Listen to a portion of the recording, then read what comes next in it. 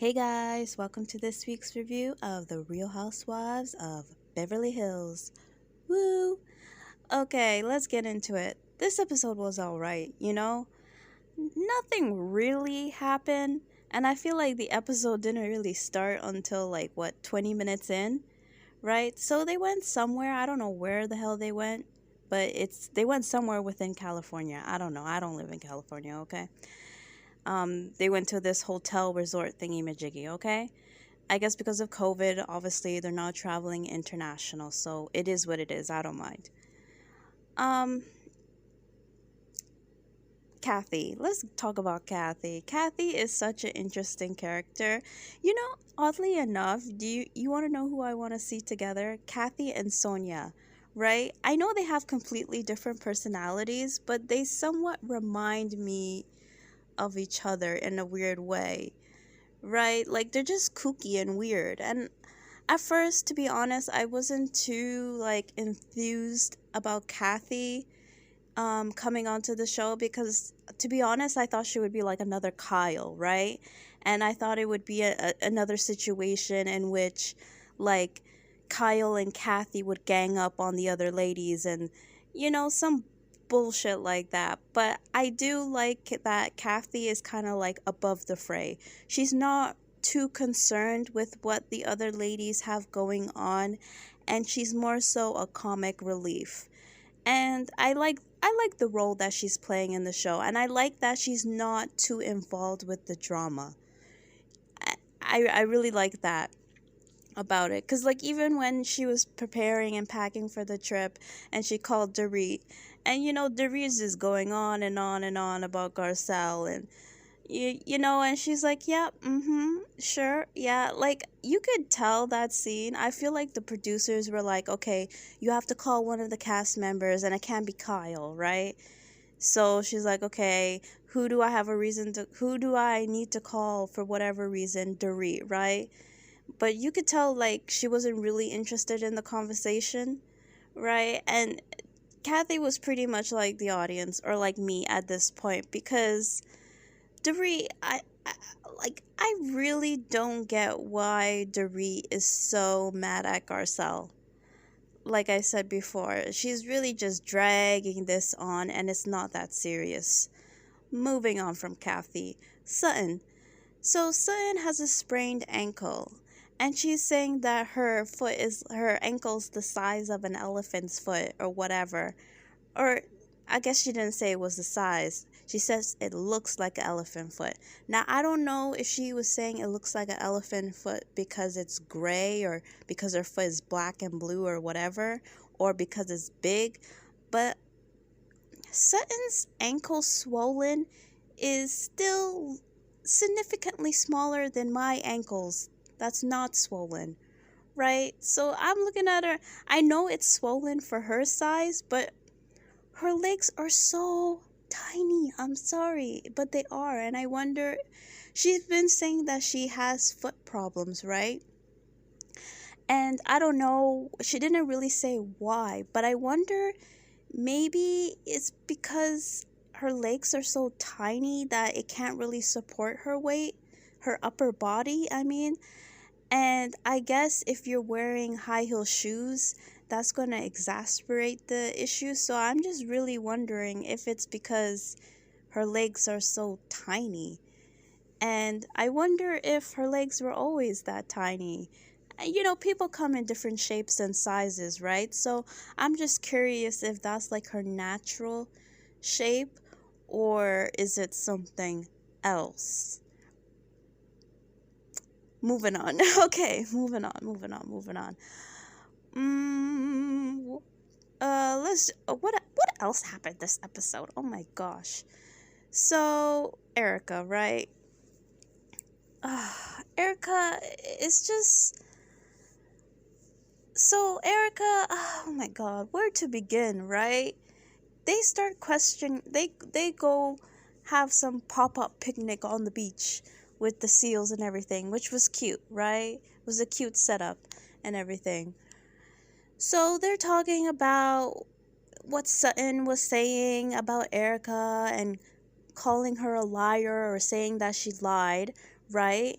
and they're speaking about that incident where a couple of years ago she said that Tom broke her ankle.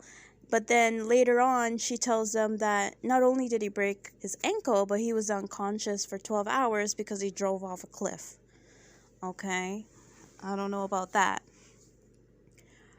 And she says, and Dorita's asking her about it, right? And then Erika says, allegedly.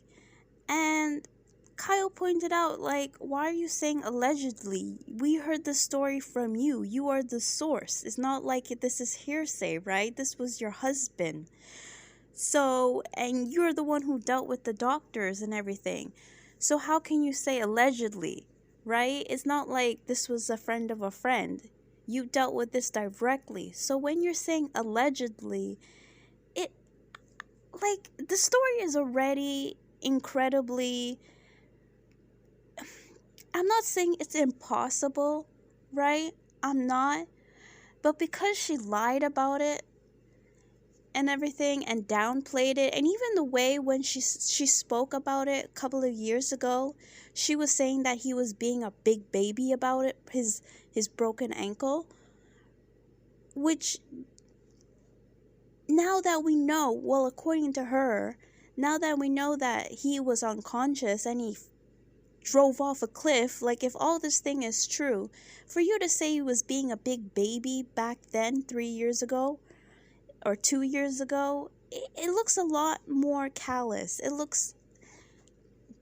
It just seems strange. And then for her to say, like I said, for her to say allegedly, I don't know.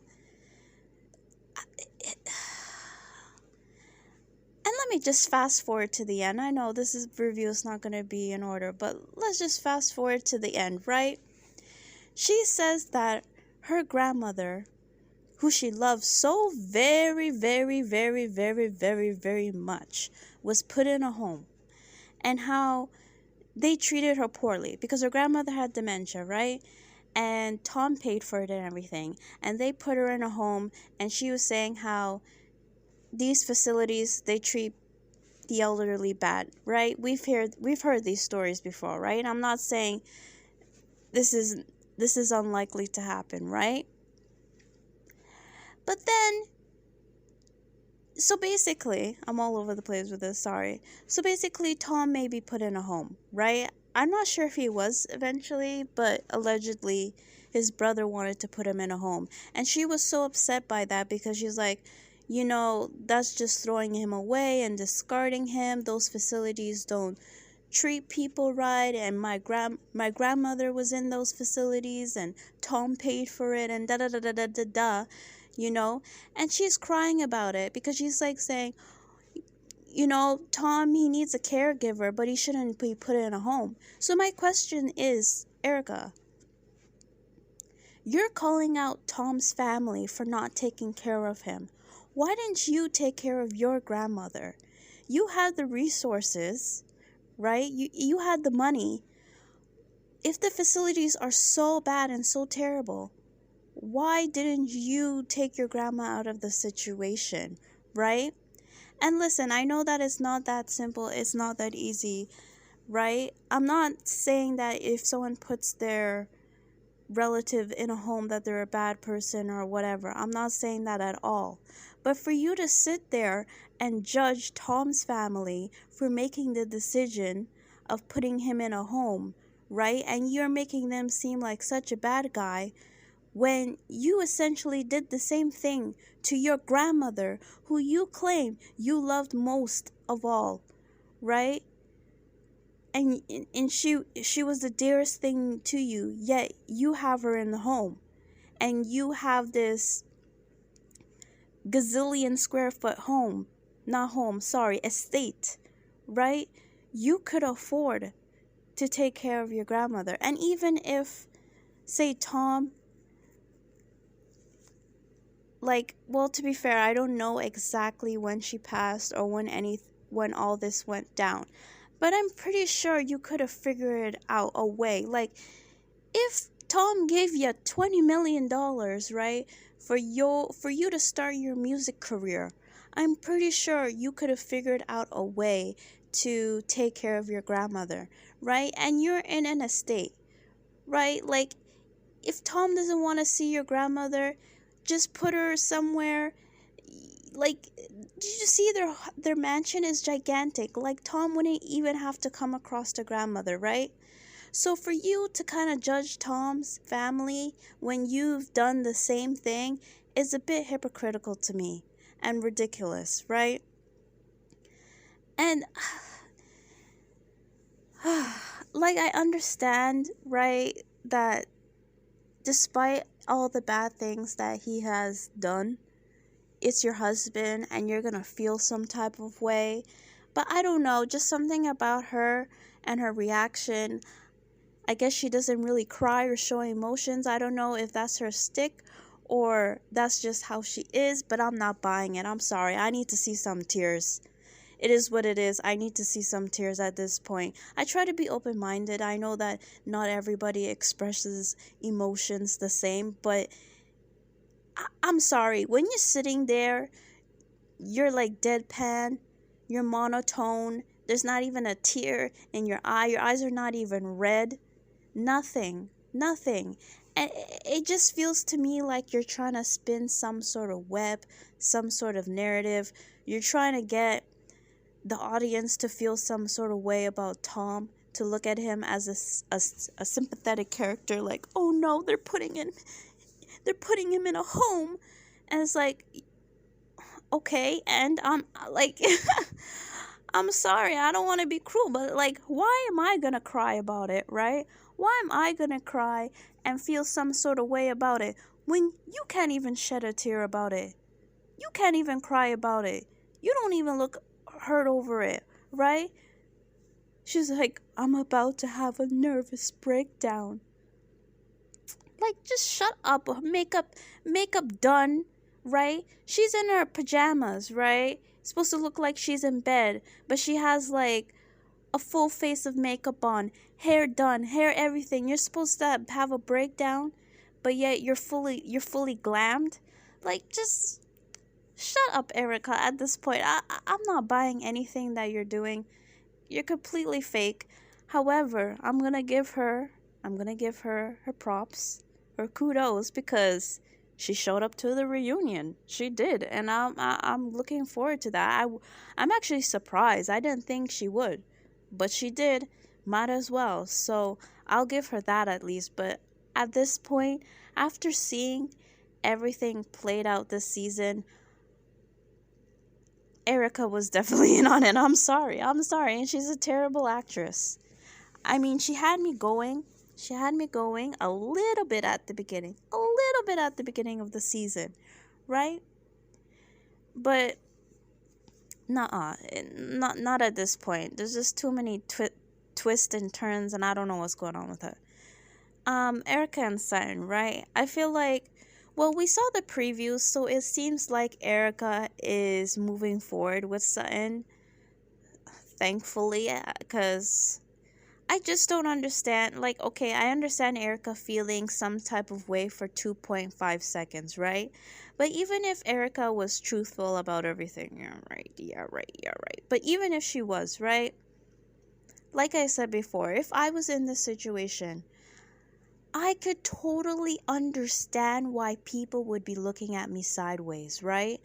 If someone was questioning me, questioning my integrity because they found out my husband was stealing money from burn victims, orphans, cancer victims, like, I totally expect for people to look at me like, what the hell? Right? I would be the first one to say, oh my gosh, guys, this is terrible. I feel so sorry for the people. I feel like a terrible person. Like, I would be the first one to call myself out, right? So I wouldn't be surprised if people would look at me a certain way. So I think that Erika should give a bit of grace to Sutton in this situation. She shouldn't be getting so defensive and getting so angry. It's completely understandable, right? That someone would think about, oh my gosh, what are people gonna think about me? hanging out with someone like this? Did she know what was going on? How could this be? Like, you gotta give someone a moment to have these feelings, right? And yeah, Erika, you did lie. You may have not lied directly in certain situations, but you omitted a lot of information, right? So you did lie. So if someone wants to call you out for the inconsistencies in your story, right? And we have proof it's been filmed, then like, is Sutton such a bad guy in this situation? Like I said, I understand you feeling a little bit of a way, but for you to be so angry with her is a bit ridiculous because you brought this all on yourself, right? And Sutton didn't cause this. Sutton is just reacting to everything. And the other ladies are a bunch of hypocrites, and I guess Erika's gonna see this, especially Kyle, right? Erika's gonna watch back this episode and the previous episodes, and she's gonna see that all the ladies, except maybe all the ladies, because I was gonna say except Lisa, because even Lisa Rinna, she tiptoed around it, but she still talked about it behind Erika's back, right? So they try to kind of throw Sutton under the bus and make it seem like Sutton was the only one that had something to say, but they all had something to say, especially Kyle, right? Sutton and Dorit, I'll give it Dorit credit, were the only ones that really spoke up, right, to Erika's face. Dorit really was the only, to be honest, Dorit gets on my nerves, but Dorit was the only person to really say what she had to say to Erika, right? Obviously, of course, she didn't have the same energy as she had with the meeting that Sutton held, but at least she attempted to speak to her directly, right? So for them to kind of all sort of expect Sutton to speak up and Sutton to say something, and they're putting it all on Sutton, they're all so fake and hypocrites, right? Which brings me to Lisa Rinna. Oh my gosh, Lisa Rinna and Garcelle. Like, Lisa Rinna is so fake. And she's such a terrible actress, right? Because Garcelle and Dorit, again, were having their little back and forth, right? Because Dorit wants to bring up that time. Because, well, basically, Garcelle was calling them all out for being fake, right? For trying to, like, go Sutton into a conflict with Erika, right? By telling her, tell the truth, say what you have to say. And Sutton, yeah, okay, does she have that same energy behind Erika's back to her face? No, she didn't, right?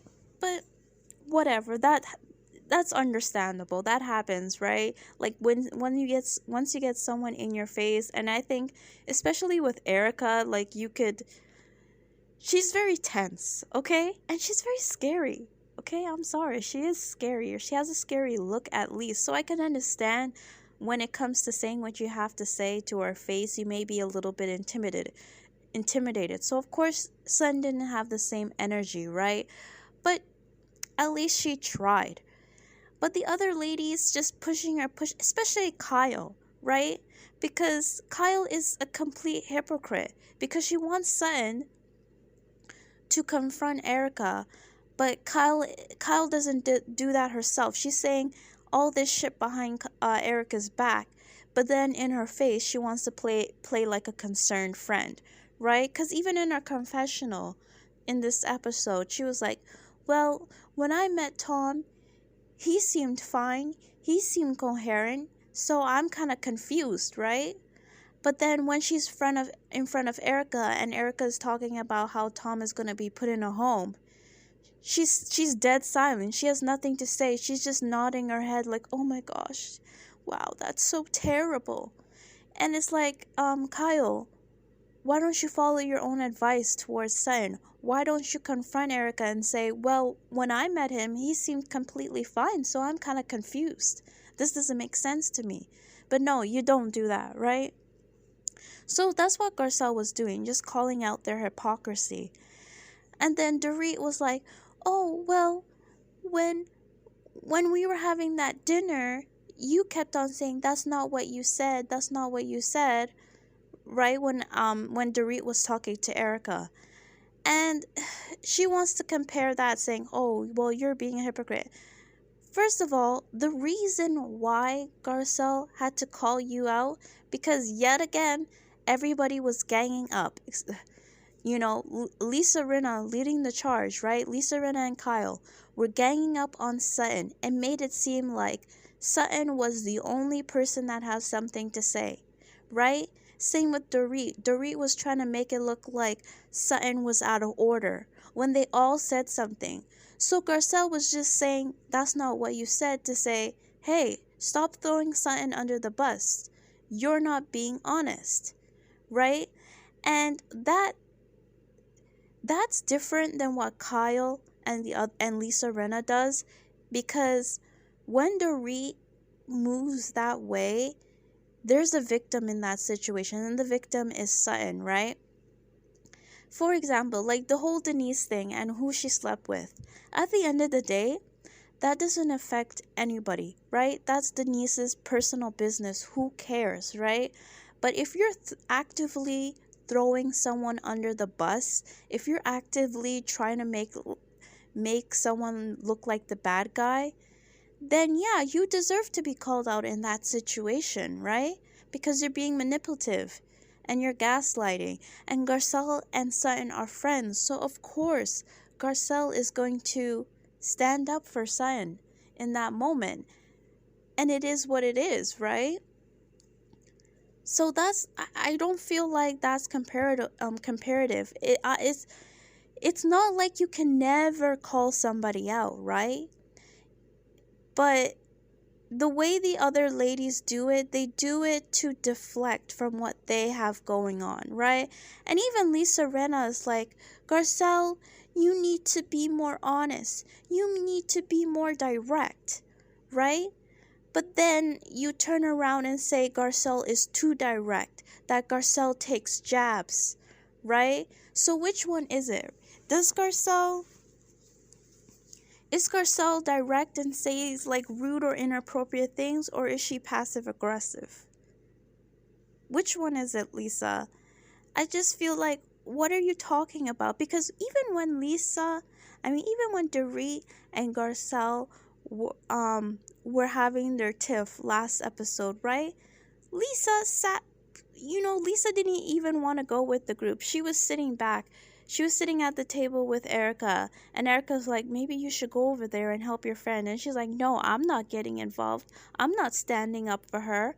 So you don't want to say anything. You don't want to get involved, right? But then now you want to tell Garcelle you need to speak up. Well, Lisa Rinna, if you were there, right? If you did get involved last episode, you would have known that Garcelle does speak up, right? Garcelle did say to Dorit that she talks too much. Like, everything that Garcelle had to say to Dorit, she has said. She has. So it's very clear to me that Lisa Rinna does not like Garcelle at this point. And I feel like Lisa Rinna doesn't want to just come out and say, "I don't like Garcelle," because, to be honest, Lisa doesn't want to be seen as racist. And I mean, didn't her and her husband dress up as Nazis for Halloween? I don't know. It's so Garcelle, she starts, to speak about how she's the only black person in the group and that it's awkward at times and she feels like an outsider, right? And she starts to cry. And then, of course, all the ladies are like, "Oh my gosh, you're so brave. You're so brave for saying that. Oh, thank you. Thank you." I don't know. I don't know why that just doesn't come off as authentic to me. But to be honest, okay, Kyle, I buy it from Kyle, right? I think Kyle and Garcelle could get along, and I do feel like there's something genuine there. At the end of the day, Kyle is kind of like a producer, so of course she's going to do stuff to stir the crap and everything, so you can't take her friendship too genuinely. But I do think there is something there. Dorit, as annoying as Dorit is, I do feel like there's at least something genuine there, and I do feel like she does want to connect with Garcelle, and I do feel like in the future there could be a friendship. I think they can get over with they can get over whatever it is, and I definitely think when Dorit watches herself back this season, she will kind of see that, okay, maybe I was a little annoying, maybe I did a little too much. And that's the thing about Dorit I've noticed, is that she's able to, when it comes to the reunion, I feel like when she watches herself back, and if she feels like, okay, maybe I did a little too much, maybe I handled this situation wrong, she's always able to admit that, right? And I do like Dorit because she's able, like, she's not perfect, but like she's able to take accountability, right? So I feel like, okay, fine. But Lisa Rinna, when Lisa Rinna put her hand on her chest and she made that face, it was so fake. She's so fake. Like, you could just tell what's, like, I don't know. I just feel like the only reason she's going and she's hugging Garcelle and caring is because she doesn't want to look racist. That's just what it is. Because a moment before, you're yelling at her. One minute you don't want to get involved, right? You don't want to be her friend. I feel like, wait, I think Lisa knows Garcelle the longest out of everybody in the group, right? You don't want to stand up for her, yet you have absolutely no problem throwing her under the bus to Dorit, right? Who you've just gotten to know, right? And I don't even think Lisa and Dorit really get along like that, to be honest with you. But you have absolutely no problem throwing her under the bus. You're getting involved. You're telling her to tell the truth and own it. Yet your best friend, Erika Jane, is telling a whole bunch of lies. There's a whole bunch of inconsistencies in her story. Yet you're not coming after her, telling her to tell the truth and be honest and da-da-da-da-da. You're silent when it comes to her. But you want to come after Garcelle when Garcelle has told Dorit so many damn times that she talks too damn much. Like, how many times does Garcelle have to tell her that, right? But then when Garcelle starts talking about how she feels like an outsider in the group, all of a sudden you want to be like so sympathetic to her. I'm sorry, I'm just not really buying it from Lisa. Right? I think Lisa is definitely not a fan favorite. A lot of people don't like Lisa Rinna. And to be honest with you, I never really got why. To be fair, I mean, I didn't really used to watch Beverly Hills like that. I watch clips here and there, right? So from what I saw from her, I was like, okay, yeah, she's a little bit messy, but whatever. I guess she makes the show interesting. I never really got why people didn't like her, right? Until this season. Now I'm really starting to see, like, okay, this is why. And even when you watch back the clips of like previous seasons, she's so fake. She's fake. She stirs the mess. Okay, last season I definitely didn't like her either with the Denise thing. I think that's when I really started to see what everybody was talking about, right?